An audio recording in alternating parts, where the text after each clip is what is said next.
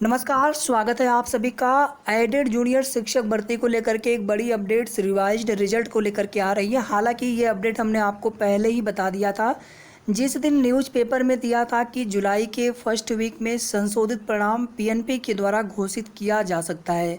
हमने आपको उसी समय बताया था कि संशोधित परिणाम 5 जुलाई को कोर्ट में मामला निस्तारित करवाने के पश्चात जारी किया जा सकता है।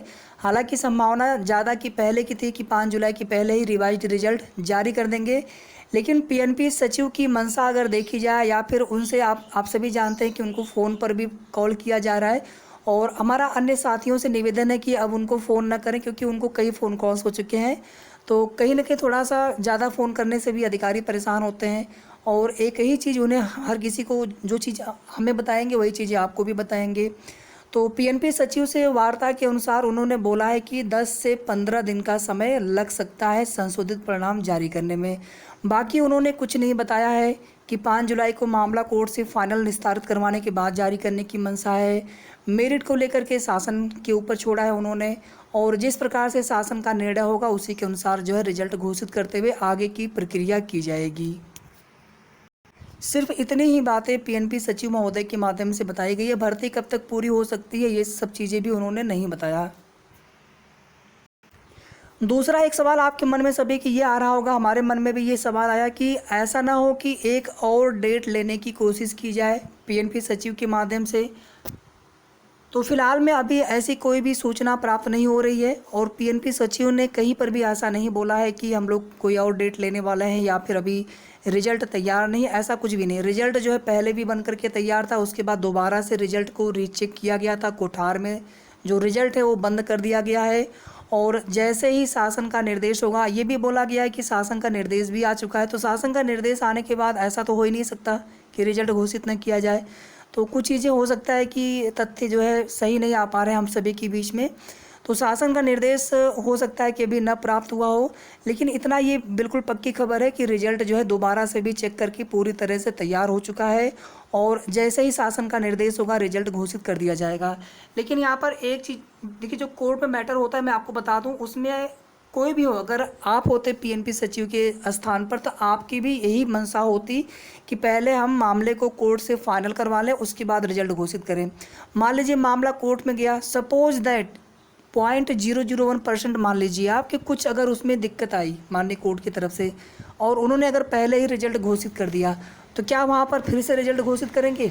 तो किसी भी तरह के विवाद से बचने के लिए हमने पहले भी आपको बताया था कि 5 जुलाई के बाद ही संशोधित परिणाम घोषित होने की उम्मीद है।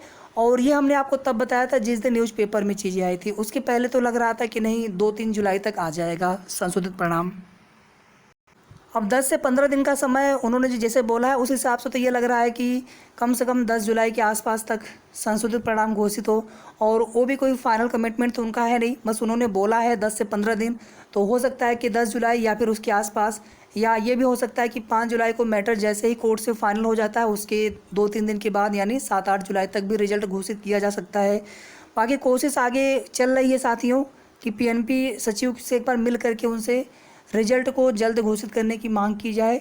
और आज जो है निदेशालय प्रयागराज पर भी कुछ हमारे साथी गए हुए हैं, जो कि पत्रांक जो भेजा गया था रिक्त सीटों के प्रस्ताव को लेकर के उसको प्राप्त करने का प्रयास किया जा रहा है। किसी के अगर संपर्क हो तो आप भी अपने स्तर से प्रयास कर सकते हैं। SCERT लखनऊ की बात कर ले तो लखनऊ में जो है ज़ोरदार बारिश हो रही है और बारिश तो पूरे प्रदेश में बताया गया है।